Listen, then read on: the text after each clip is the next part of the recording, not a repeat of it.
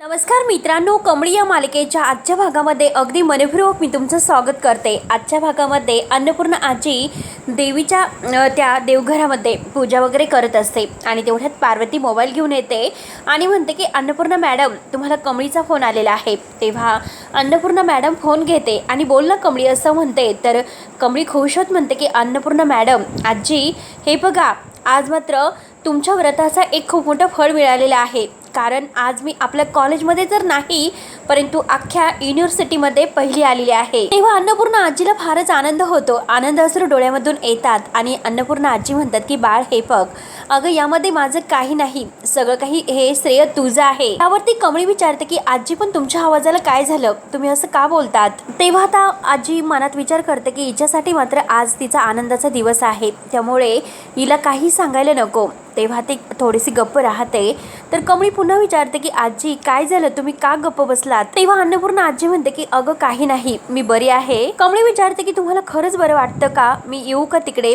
थांबा मी येते तिकडे। तेव्हा अन्नपूर्णा आजी म्हणते की नाही अगं कमळी, मी खरंच ठीक आहे, तुझ्यासाठी मात्र आज खूप आनंदाचा दिवस आहे आणि तो आनंदात साजरा कर। तेव्हा आता कमळी म्हणते की आजी अहो, आनंद तर खूपच झालेला आहे, हा आनंद मात्र माझे आई आणि आबा यांच्यासोबत साजरा करायचा आहे, म्हणून मी ठरवलं की गावाकडे काही दिवस जाऊन येतो। मुंबईला आल्यापासून त्यांची आणि माझी भेटच नाही। आजी मी जाऊ का गावाकडे असं विचारते, तेव्हा अन्नपूर्णा आजीच्या डोळ्यात पाणी असतं। तेव्हा आता अन्नपूर्णा आजी रडत असते आणि मनात म्हणते की अगं कमळी, मला खूप वाटतं की तू माझ्या जवळच राहावं, वाटतं की तुम्हाला सोडूनच जाऊ नये, अगं तुला तुझ्या आईला भेटण्यापासून मी कसं थांबवायचं? तेव्हा आता कमळी परत विचारते की आजी अहो, मी जाऊ का गावाकडे? तेव्हा अन्नपूर्णा आजी मात्र आपल्या छातीवर हात ठेवत म्हणते की हो जा तू, मन नसताना सुद्धा आता जाऊ नये असं म्हणते। तू तुझ्या आई बाबांना भेटू नये आणि जर तुला तिकडे काही गेल्यानंतर लागले, कसली अडचण आली, हक्काने मात्र ह्या आजीला फोन कर। आता हे सर्व बोलत असताना अन्नपूर्णा आजीच्या डोळ्यात पाणी असतं। तेव्हा आता कमळी म्हणते की हो आजी नक्की करेल, परंतु तुम्ही सुद्धा काळजी घ्या, फोन ठेवते। तेव्हा आता अन्नपूर्णा आजी म्हणते की हो तू सुद्धा स्वतःची काळजी घे, परंतु आता अन्नपूर्णा आजीच्या डोक्यावर एक दडपण असतं, तिने देव पाण्यामध्ये ठेवलेले असतात बाबांसाठी। तेव्हा आता फोन ठेवल्यानंतर आजी रडत आहे, परंतु कमळी विचार करते आजींचा आवाज असा का वाटत होता, नक्की काय झालं असेल, नक्की त्यांना काहीतरी टेन्शन आहे असं वाटत होतं, घरी सगळं ठीक तर असेल ना असं ती विचार करते। त्यानंतर नयनतारा आता पुढे जात असते, पण ऋषी कमळीच्या हाताला धरतो आणि तिला नयनताराकडे घेऊन येतो। आई असं म्हणतो तर नयनतारा मागे वळून थांबते आणि बघते तर काही ऋषी आणि कमळी या दोघांचा हातामध्ये हात असतो। नयनतारा त्या हाताकडे पाहत असते आणि तेवढ्यात ऋषी आता 1 मिनिट म्हणून निंगीला आवाज देतो। निंगी आता औक्षणाचं ताट घेऊन येते आणि नयनताराला म्हणते की मॅडम, तुम्ही म्हटला होतात की कमळीला तुम्ही ओवाळणार आहात म्हणून। तेव्हा नयनताराला मात्र तिच्या शब्दाची आठवण होते। नयनतारा आता ते सगळं काही आठवून खाली पाहत असते। तेव्हा नयनताराला मात्र ऋषी आणि कमळी यांच्या साखरपुड्याचा क्षण आठवतो। त्यामध्ये आता जे सत्य समोर आलेलं असतं, तेव्हा नयनतारा कमळीला जे काही बोललेली आहे, मला खोटी आणि विश्वासघातकी माणसं अजिबात पटत नसतात असं जे म्हटलेली आहे ना, ते सगळं काही आता नयनताराला आठवतं। सगळं आठवून मात्र आता नयनतारा ते औक्षणाचं ताट हातामध्ये घेते आणि तेवढ्याच समोरून अनिका आणि तिच्या मैत्रिणी येतात, हे सर्व त्या बघत असतात। शेवटी नयनतारा मात्र आता स्वतः कमळीचं औक्षण करत असते। अनिकाला हे सर्व बघून आता खूपच जळफाट होतोय। तेव्हा आता कमळी खूप खुश होते। कमळी म्हणते की तुम्ही आज मला ओवाळलं, खरंच हे माझं नशीब आहे, मला फार आनंद झालेला आहे। आणि तेव्हा कमळी आता नयनताराच्या पाया पडते। तेव्हा आता नयनतारा म्हणते की मी तुला ओवाळलं, परंतु तरी सुद्धा माझ्या मनामध्ये असणारं तुझ्याविषयीचं मत आहे ते कधी बदलणार नाही, हे मी तुला सांगून ठेवते। ऋषीकडे रागाने बघत मात्र आता नयनतारा तोऱ्यातच तेथून निघून जाते। तेवढ्यात नयनताराला समोर अनिका दिसते। अनिकाकडे रागाने बघत मात्र नयनतारा तेथून निघूनच जाते। त्यानंतर मात्र इकडे कमळी आणि सगळेजण मात्र मस्त ढोल ताशाच्या तालावर नाचत आहे, सगळेजण डान्स करत असतात।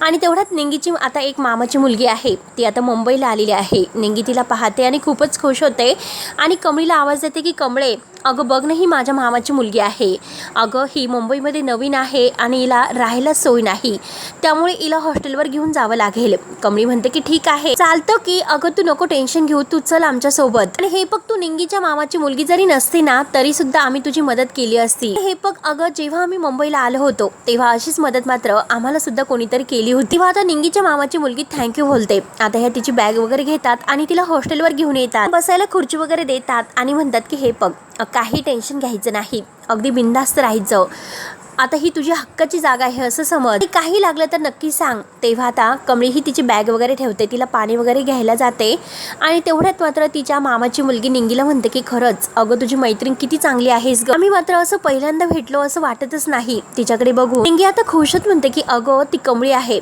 स्वतःच्या अगोदर दुसऱ्याचा विचार करत असते. तेव्हा तिची मामाची मुलगी म्हणते की अगं गावातील प्रेमळपणा बघ ना, अगं शहरात तरी आली तरी सुद्धा बदललेलं नाही, बघ किती गावाकडचा विचार करते. तेव्हा निंगी म्हणते की हो, आणि तेवढ्यात कमळी तिच्यासाठी पाणी घेऊन येते आणि तेवढ्यात मात्र आता ही पाणी पिणार तोच लगेच आता कमळीच्या मैत्रिणी भूत भूत म्हणून ओरडतच येतात. कमळी आणि निंगी खूप घाबरतात आणि तिची मामाची मुलगी सुद्धा. नक्की काय झालं म्हणून कमळी बाहेर येते आणि बघते तर काय तिच्या मैत्रिणी धावते तिच्याजवळ आलेले असतात. कमळी त्यांना विचारते की अगं काय झालं. तिच्या मैत्रिणी म्हणतात की अगं भूत, आम्ही त्या भिंतीवर सावली पाहिली आणि नंतर अचानक ती नाहीशी झाली, आम्ही मात्र भूत बघितलं. आता भूत म्हटल्यानंतर निंगीच्या मामाची मुलगी आणखीनच घाबरते. कमळी म्हणते की अगं भूत वगैरे काही नसतं, मामा मी बघून येते, परंतु त्या कमळीला नको नको करत असतात. कमळी आता ऐकत नाही. कमळी न घाबरता पुढे येते. तेव्हा आता कमळी जाऊन येते आणि म्हणते की बघितलंस का, तिकडे कोणीही नाही, उगाच काय आपलं भूतभूत करता, भूत वगैरे काही नसतं, मनाचा सर्व काही खेळ असतो. मात्र निंगीच्या मामाची मुलगी म्हणते की नाही कमळी, अगं आमच्या गावात सुद्धा तुंबडचं भूत आलेलं आहे. कमळी म्हणते की काय बोलतेस, तुंबडचं भूत. कमळी म्हणते की अगं बघितलंस का, मी तिकडे जाऊन आले, तिकडे कोणी सुद्धा नाही, भूत वगैरे काही नसतं, तुम्ही सगळ्यांनी शांत व्हा. तेवढ्यात मात्र कमळीच्या मैत्रिणींना पुन्हा तिथे सावली दिसते. आता सावली दिसल्यानंतर त्या पुन्हा भूत करतात, खरंच भूत आहे असं म्हणतात. तेवढ्यात कमळी येते तर तेथे तिला ती सावली दिसते आणि लगेच मात्र कमळी आल्यानंतर पळून तो जो काही मुलगा आहे तो पळून जातो.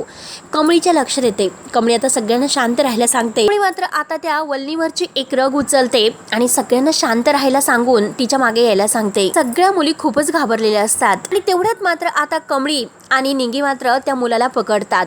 तेव्हा आता तो मुलगा घाबरतो आणि मला सोडा, मी भूत वगैरे नाही असं म्हणतो आणि आता त्या गजराला पुढे बोलवतो. आता ही निंगीच्या मामाची मुलगी पुढे येते आणि तो म्हणतो की ही माझी गर्लफ्रेंड आहे, आम्हाला गावाकडे भेटता येत नव्हतं म्हणून आम्हाला इकडे हॉस्टेलला यावं लागलं. कमळी त्यांना विचारते की असं लपून काय होणार आहे. त्यावरती आता तो मुलगा म्हणतो की आमच्याकडे ऑप्शन नव्हतं, आमच्या गावामध्ये डेंजर वातावरण निर्माण झालेलं आहे आणि सगळ्यांच्या मनामध्ये आता हे तुफडचं ते भूत आहे तर ते त्याची भीती निर्माण झालेली आहे. निंगी आता घाबरूनच विचारते की म्हणजे खरंच तुमच्या गावामध्ये भूत आहे का. तेव्हा आता हा मुलगा म्हणतो की हो, 5 जून पासून कधीही तुम्ही आमच्या गावामध्ये येऊन बघा, तुम्हाला नक्कीच दिसेल. आता ही तुंबडचं भूत नक्की आहे तरी काय. त्यानंतर आता इकडे सरू काकीकडे मात्र ही अंजली आलेली असते गुळ वगैरे मागायला आणि तिला आवाज देते की सरे आहे का घरामध्ये. आता सरू धावतच येते आणि काय ग अंजय तू आलीस आता या वेळेला. अगं माझा गुळ संपला होता म्हणून आले तुझ्याकडे मागायला, अगं जरा दे ना असेल तर. सरू काकी म्हणते की अगं त्यात काय इतकं, अगं लगेच घेऊन येते, बस तोपर्यंत. तेव्हा आता अंजी म्हणते की अगं मला तसं तर बसायला वेळ नाही, परंतु मला सांग अगं आपली कमळी कधी येणार आहे. नाही म्हटलं तरी वर्ष झालं पोरीला जाऊन आणि म्हणून म्हटलं की तुला विचारावं. तेव्हा आता सरू काकी म्हणतात की येईल ग, आता तिचा निकाल लागेल, येईल असती. आणि बघ ना अगं मला वेगळीच काळजी वाटते, आबा गेल्याचं तिला काहीच माहिती नाही आणि बघ ना अगं वर्ष श्राद्ध आलेलं आहे, आता ती जर आली तिला सगळं माहिती झालं तर काय होईल बरं. तेव्हा आता ही अंजली म्हणते की अगं सरे बघ ना तिच्या वयाच्या मुलींची लग्न झालेली आहेत आणि तू किती दिवस तिला असं घरात बसून ठेवणार आहेस, त्यामुळे तू लग्नाचा बार लवकरात लवकर उडून टाक. आणि तुला माहिती नसेल शहरात आता मुलं आणि मुली एकत्र शिकतात, मैत्री वगैरे करतात आणि जर ती कुणाच्या नादाला लागली तर तू काय करणार आहेस बरं. तेव्हा आता सरू काकी म्हणतात की नाही ग माझी कमळी तशी नाही. तेव्हा मात्र आता ही अंजली म्हणते की अगं आपल्या कमळीवर विश्वास आहेच, पण पोरांचं काय घेऊन बसली तू. कोणीतरी फूस लावली आणि थेट लग्न करून घरात जर आणलं तर तू काय करणार आहेस बरं. त्यानंतर मात्र निंगी आणि कमळी हे दोघी आता आपले कपडे वगैरे आवरून बॅग भरत असतात कारण गावाकडे जायचं असतं.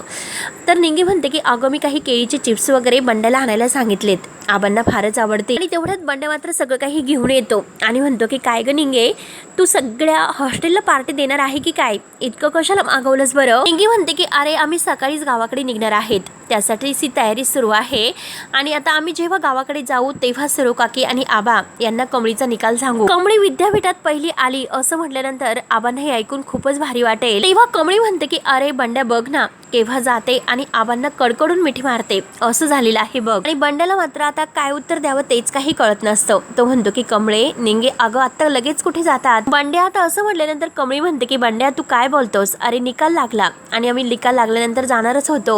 बंड्या आता मुद्दाम खोटं बोलतो. बंड्या म्हणतो की रात्री गावाकडे जाणारी एसटी आहे तर ती बंद झाली. कमळी म्हणते की अरे मग प्रायव्हेट कोणती तरी बस असेल बघ ना, दुसरी गाडी बघ ना एखादी, आम्ही नक्की जाणार आहोत. काही झालं तरी मला गावाकडे जावंच लागेल. एकतर ते स्वप्न पडल्यापासून मला खरंच आबांची खूप काळजी वाटते. बघ रे बाबा काहीतरी बघ. तर बंड्या म्हणतो की ठीक आहे बघतो. असे बोलून बंड्या आता बाहेर निघून जातो.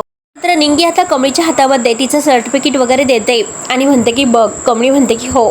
आबा मात्र उद्या हे सगळं काही बघून खूपच खुश होतील. बंड्या लगेच बाहेर आलेला आहे आणि ऋषीला फोन करतो. ऋषी लगेच फोन उचलतो. बंड्या म्हणतो की काही करा पण ऋषी साहेब कमळी अचानक मात्र आता गावाकडे निघालेली आहे. कमळी आणि निंगी सकाळी जाणारच आहेत. काही करा परंतु त्यांना थांबवा. त्यावरती आता ऋषी म्हणतो की अरे त्या तर असे अचानक जायला निघालेले आहेत आणि जर तिला गावाकडे गेल्यानंतर आबाबद्दल कळाले तर खूप मोठा धक्का तिला बसेल. बंड्या म्हणतो की हो ना. आणि ती म्हणाली की खरंच गावाकडे गेल्यानंतर पहिल्यांदा आबांना रिझल्ट वगैरे दाखवायचा आहे. काही करा पण ऋषी भाऊ तिला खूप मोठा धक्का बसेल. तिला आता गावाकडे जायचं थांबवा. आणि तेवढ्यात मात्र आता बंड्या हा ऋषीशी बोलत असताना कमळी तेथे येते आणि कमळी म्हणते की बंड्या तू आता आबांबद्दल काय बोलला. ती आता विचारतच असते. ऋषीच्या कानावर कमळीचा आवाज पडतो. ऋषी सर आहेत का दे इकडे, म्हणून ती बंड्याच्या हातातून मोबाईल घेते. तेव्हा आता कमळी म्हणते की अहो ऋषी सर हे बघा आता मला केव्हापासून गावाकडे जायचं आहे आणि हा बंड्या म्हणतो की एसटी कॅन्सल झालेली आहे. आता ऋषी थोडासा अडखळत बोलतो आणि म्हणतो की हे बघ परवाचं तिकीट म्हणजे आहे, बघतो मी काही बुक वगैरे होतं की काय. आणि फोन ठेवल्यानंतर आता कमळी बंड्याला म्हणते की अरे तुला जर सुट्टी असती तर आपण तिघेही गेलो असतो. बंड्या म्हणतो की हो बरोबर आहे. त्यानंतर आता इकडे बाबा अजूनपर्यंत काही सापडलेले नाही. राजन घरी येतो. अन्नपूर्णा आजी धक्क्यानेच विचारते की राजन बाबा सापडले का. राजन नाही म्हणतो. पण हे बघ आई तू काळजी करू नकोस, बाबा नक्की सापडतील, मी पोलिसांना कळवलेले आहे. आणि तेवढ्यात मात्र इन्स्पेक्टर साहेब येतात आणि मिस्टर राजन तुमच्या बाबाविषयी काहीतरी विचारायचं आहे असं म्हणतात. तेव्हा आता राजन इन्स्पेक्टर साहेबांना बसायला सांगतो. आता मला सविस्तर सांगा की नक्की काय घडलं आणि कसं घडलं. राजन म्हणतो की ठीक आहे सांगतोय. आणि राजन सांगायला सुरुवात करतो की बाबा घरामध्ये नाही हे आम्हाला जरा उशिरा समजलं. आमचा एक नोकर आहे सुहास नावाचा आणि तो बाबांना नेहमी बाहेर फिरायला घेऊन जात असतो आणि आम्हाला असं वाटलं होतं की बाबा त्याच्याबरोबर बाहेर फिरायला गेलेले आहेत. त्यामुळे तो सुद्धा दिसलेला नाही आणि बाबा सुद्धा दिसलेले नाहीत. म्हणून आम्ही सुहास जेथे तेथे बाबाला म्हणजे फिरायला घेऊन जात असतो. तेथे सगळीकडे आम्ही शोधलं परंतु आमचा हा नोकर आहे खूप जुना आणि विश्वासू आहे आणि तो मोबाईल वापरत नसतो. आणि मी त्याच्या घरी सुद्धा जाऊन आलो पण घरातल्यांनी सांगितलं तो अजून घरी नाही आलेला. आणि तेवढ्यात मात्र सुहासचाच फोन असतो. राजन फोन उचलतो तर सुहास रडतच म्हणतो की अहो सुहास बोलतोय, आपल्या आजोबांचा ऍक्सिडेंट झालेला आहे. ऐकल्यानंतर राजनला धक्का बसतो. राजन म्हणतो की काय बोलतो सुहास, बाबांचा ऍक्सिडेंट झाला.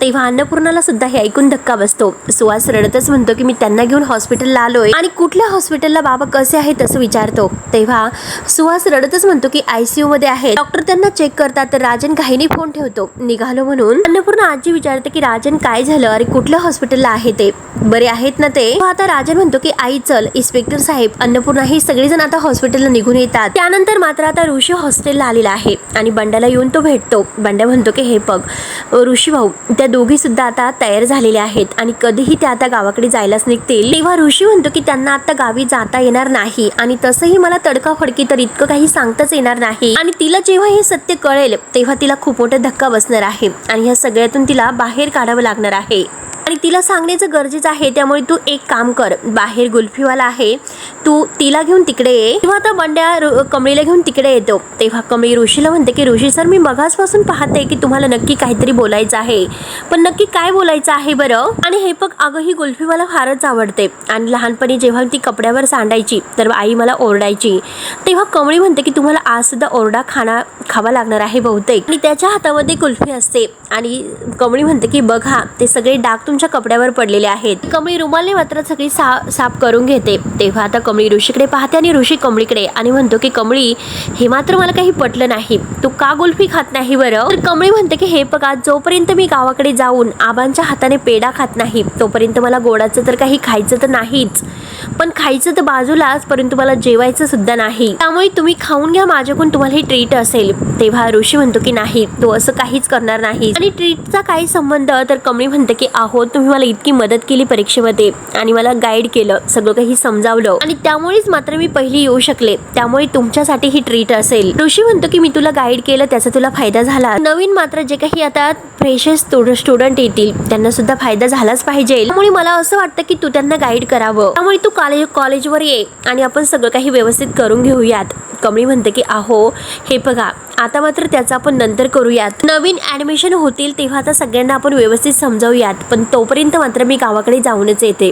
तर ऋषी म्हणतो की बंड्या म्हटला. तेवढ्यात कमळी विचारते की बंड्या कुठे गेला, तर निंगी आणि बंड्या तेथे येतात. कमळी म्हणते की बघा हे दोघे आलेत. निंगी म्हणते की तुम्ही आम्हाला सोडून आईस्क्रीम खातात, आता मात्र मी 2 खाणार आणि लगेच आईस्क्रीम वाल्याला आईस्क्रीम मागते. ऋषी आता कमळीला म्हणतो की जे आता मी मुलांना प्रोत्साहन देण्याबद्दल तुला बोललो ती गोष्ट तू लक्षात ठेव. आणि तेवढ्यात ऋषीच्या मोबाईलवर फोन येतोय आणि तो फोन घेतोय किंवा नयनताराचा फोन असतो तर उचलत नाही तो. आणि कमळी म्हणते की हे बघा तुम्ही आता खरंच घरी जा, नाही तर तुम्हाला तुमच्या आईचा ओरडा खावा लागेल. ऋषी म्हणतो की ठीक आहे, पण ते मुलांना प्रोत्साहन देण्याचं काही विसरू नकोस आणि पुढच्या 2-3 दिवसामध्ये मी तुला गावी जाण्याची सोय करेल, तू काही करू नको, मी तुझी सोय करेल, असे बोलून आता ऋषी निघून जातो. त्यानंतर इकडे अनिका तर रडत असते की ती गावच्या फर्स्ट आली आणि मी मात्र फेल झाले आणि हे सगळं त्या ऋषीमुळे झालेलं आहे असे रागिनीला म्हणत असते. तर रागिनी म्हणते की अनु बाळा शांत हो ग, हे फक्त एकदाच मला दारू किंवा पॉइझन दे. तेव्हा रागिनी म्हणते की अगं कशाला हे आणि कशाला तू सुसाईड करण्याचा विचार करतेस. त्यावरती अनिका म्हणते की मला नकोय, त्या गावछपच्या तोंडात ओतायचं आहे मला. तर रागिनी म्हणते की हे फक्त तू विचार करू नकोस. आणि ऋषीला कमळी आवडत असेल पण नयनताराला आवडते का, नाही ना. नयनतारा मात्र त्या कमळीचा अतिशय तिरस्कार करते. तर अनिका म्हणते की अगं ते सगळं अगोदर होतं, त्या नयनतारेने तिला जर स्वीकारलं तर मी काय करायचं तू सांग, म्हणून अनिका खूपच चिडलेली असते. आणि ही ग्रॅनियनची कुठे गेली आहे, तर रागिनी म्हणते की अगं ते एका मिशनवर गेलेले आहे. अनिका विचारते की ती ज्या मिशनसाठी गेलेली आहे ते पूर्ण झालं की नाही. रागिनी म्हणते की अगं काही झालं तरी ते मिशन पूर्ण व्हायलाच हवं. त्यानंतर मात्र आता इकडे हॉस्पिटलमध्ये अन्नपूर्णा आजी आणि राजन बाबांना डोकावून पाहत आहे, त्यांच्यावर उपचार सुरू असतात. तर त्यांचे काहीतरी ऑपरेशन सुरू असतं. तर इकडे इन्स्पेक्टर साहेब सुहासला प्रश्न विचारतात की बोला नक्की काय घडलं. सुहास रडतच आता सगळं काही सांगायला सुरुवात करतो. इन्स्पेक्टर साहेब म्हणतात की अन्नपूर्णा मॅडमला का सांगितलं नव्हतं बाबांना घेऊन चालला म्हणून.